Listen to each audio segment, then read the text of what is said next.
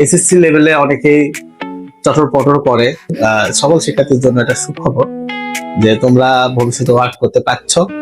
তোমাদের part time work করে পড়াশোনার পাশাপাশি পড়াশোনাটাকে চালিয়ে যাওয়ার জন্য, অনার্স লেভেলে বা ভালো লেভেলে পড়াশোনাটাকে চালিয়ে যাওয়ার জন্য আমরা সুযোগ দিব। সম্ভব না, এখানে অসংখ্য শিক্ষার্থী রয়েছে। First of all, second of all হচ্ছে সব শিক্ষার্থীকে তো আমার কাছে পড়ে না, তো আমার অল্প প্রতিষ্ঠান হলেই হচ্ছে। প্রিয় শিক্ষার্থীরা, আশা করি সবাই ভালো আছো।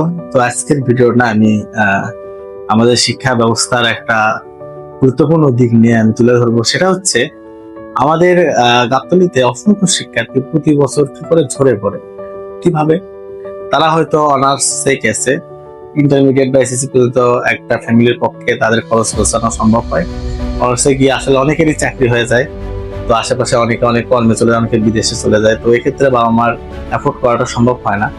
তো আমাদের শিক্ষার্থীরা এই সময় কি করে, তারা বিভিন্ন জায়গায় ক্লাস নেয় বা পার্ট টাইম একটা ওয়ার্ক করে। তো আমি এটা গাবতলী মডেল এডুকেয়ার যারা আমাদের শিক্ষার্থীরা যাচ্ছ 2024 সাল ব্যাচ থেকে আমাদের যারা যারা গেছো, অলরেডি অনেকে ভালো জায়গা আছে, আমি শুনছি কাজ করতেছ। তো আমি আমাদের রেজিমে ধরো গাবতলী বা বগুড়ায় বা জলসিতলায় বা যেগুলো ওয়ার্কিং প্লেস আছে, আমার ভিডিও অনেক স্যাররা দেখতেছেন, তাদের সাথে আমার অনেক সম্পর্ক ভালো, আমি পাঠালে অবশ্যই নিবে। তো আমি চাই যে পার্ট টাইম একটা ওয়ার্ক করুক, সে সেলফ মেড স্টাডি করুক। আমি চাই গাবতলী শিক্ষার্থীরা সেলফ মেড স্টাডি করে তারা ভালোভাবে পড়াশোনা করুক। তো আমি এর প্রেক্ষিতে আমাকে অনেকে মেসেজ করে যে স্যার আমাকে একটা সুযোগ দিন বা আমাকে একটা, আসলে আমি হয়তো সুযোগ দিলাম, সে জায়গায় হয়তো তুমি পারফর্ম করতে পারলে না। তো তখন কি হবে?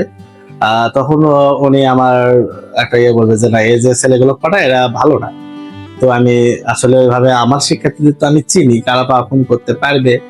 আচ্ছা, সে যদি একটা সিলও বসাতে পারে তো তার জন্য কাজ আছে পার্ট টাইম।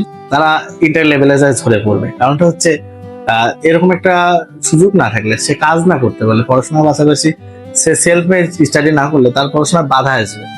তার ফ্যামিলি, সবার ফ্যামিলি তার এলিট হয় না, আমরা সবাই মধ্যবিত্ত। আমি নিজেও ইন্টারমিডিয়েটের পরে আমার স্যারেরা আমাকে সামনে আনছিল দেখে আমি কাজ করতে পারছি। আমার সকল শিক্ষকদের আমি অসংখ্য ধন্যবাদ জানাই। গোপনীয় বিষয়, আমার এই জন্য শিক্ষার্থীদের আমি সুযোগ করে দিব।